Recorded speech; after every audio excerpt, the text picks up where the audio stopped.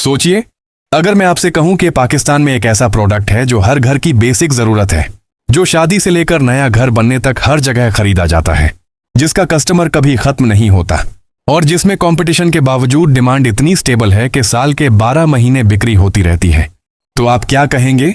सोचिए, अगर मैं आपसे कहूं कि आप सिर्फ एक छोटी सी वर्कशॉप से शुरुआत करके रोज का 8 से 15 हजार रुपए का ग्रॉस सेल जनरेट कर सकते हैं, बिना किसी फैंसी शोरूम के, बिना किसी बड़ी ब्रांड के, सिर्फ क्वालिटी और लोकल मार्केट नेटवर्क के दम पर, तो क्या आप यकीन करेंगे? पाकिस्तान में रोज नए घर बन रहे हैं, किराए के मकान शिफ्ट हो रहे हैं, hostel, hospital, guest house, hotel expand हो रहे हैं और हर जगह एक ही चीज की जरूरत होती है, कंफर्ट। और कंफर्ट का सबसे बेसिक सोर्स क्या होता है, आप समझ ही गए होंगे। आज हम बात करने वाले हैं foam mattress manufacturing mini setup business के बारे में। फोम मैट्रेस एक ऐसा प्रोडक्ट है जिसका रॉ मटेरियल पॉलीयूरेथेन फोम होता है। आप डायरेक्ट फोम ब्लॉक खरीदकर उसे कटिंग और स्टिचिंग के जरिए मैट्रेस की शेप देते हैं।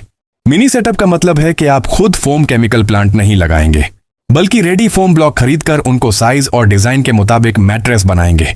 अब बात करते हैं इन्वेस्टमेंट की। पाकिस्तान में एक बेसिक फोम कटिंग मशीन की प्राइस लगभग 2.5 से 3 लाख रुपए होती है। एक वर्टिकल फोम कटिंग मशीन थोड़ी बेहतर क्वालिटी की 4 से 5 लाख तक मिल जाती है। Mattress tape edge stitching machine करीब 2.5 लाख रुपए की आती है। इसके अलावा कंप्रेसर, टेबल, रैक और छोटी मोटी एक्सेसरीज मिलाकर 1 लाख रुपए और जोड़ लें। अगर आप मिनी सेटअप शुरू करते हैं तो मशीनरी पर टोटल 7 से 9 लाख रुपए लग सकते हैं। अब रॉ मटेरियल फोम ब्लॉक का रेट डेंसिटी के मुताबिक होता है।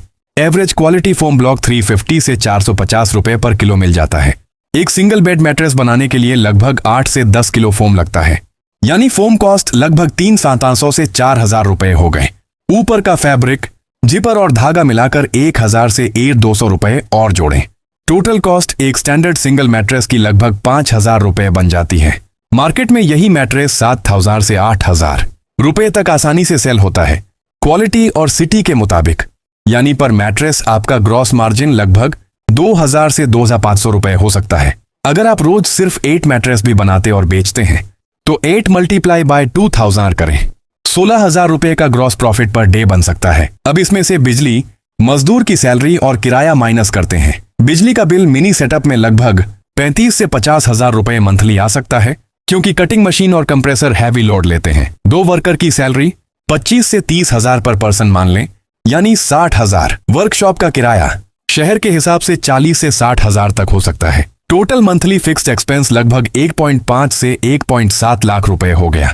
अगर आप महीने के 200 मैट्रेस सेल कर लेते हैं और एवरेज 2,000 रुपए मार्जिन मान लें तो 4 लाख रुपए ग्रॉस मार्जिन बनता है। इसमें से 8.7 लाख एक्सपेंस माइनस करें तो लगभग 2.3 लाख रुपए नेट प्रॉफिट रह सकता है। यह एक रियलिस्टिक मिसाल है, बस शर्त यह है कि सेल्स कंसिस्टेंट हों।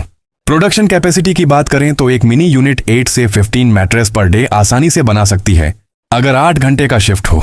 डिमांड ज्यादा हो तो सेकंड शिफ्ट लगाकर कैपेसिटी डबल भी की जा सकती है। लोकेशन बहुत अहम है। ऐसी जगह वर्कशॉप होनी चाहिए जहां लोडिंग और अनलोडिंग आसान हो। फोम ब्लॉक बल्कि होते हैं, इसलिए ग्राउंड फ्लोर या इंडस्ट्रियल एरिया बेस्ट रहता है। अगर आप कराची, लाहौर या फैसलाबाद जैसे शहरों में हैं तो फर्नीचर मार्केट के करीब रहना आपको रिटेलर तक डायरेक्ट एक्सेस देता है। अब मीडियम लेवल इन्वेस्टमेंट की बात करें। अगर आप 20 से 25 लाख रुपए इन्वेस्ट करते हैं तो आप सेमी ऑटोमेटिक प्लांट लगा सकते हैं, जिसमें हॉरिजॉन्टल कटिंग मशीन और बेहतर फिनिशिंग सेटअप हो। इस लेवल पर आप होटल और इंस्टीट्यूशन के बल्क ऑन ऑर्डर ले सकते हैं। प्रोडक्शन 25 से 40 मैट्रेस पर डे तक जा सकती है। इस स्केल पर मंथली नेट प्रॉफिट 4 से 6 लाख रुपए तक भी हो सकता है, लेकिन मार्केटिंग और डिस्ट्रीब्यूशन स्ट्रांग होना चाहिए। रिस्क फैक्टर भी समझ लें। फोम प्राइस कभी कभी डॉलर रेट के साथ फ्लक्चुएट करता है, क्योंकि केमिकल इंपोर्ट होते हैं। अगर रॉ मटेरियल महंगा हो जाए और आप प्राइस इंक्रीज न कर सकें तो मार्जिन कम हो जाता है। दूसरा रिस्क कंपटीशन का है। मार्केट में पहले से एस्टैब्लिश्ड ब्रांड मौजूद हैं। आपको सरवाइव करने के लिए क्वालिटी से समझौता नहीं करना होगा। सीजनल स्लोडाउन भी होता है, जैसे सर्दी के महीनों में कभी कभी सेल्स थोड़ी स्लो हो जाती हैं, लेकिन शादी सीजन में डिमांड फिर से बढ़ जाती है।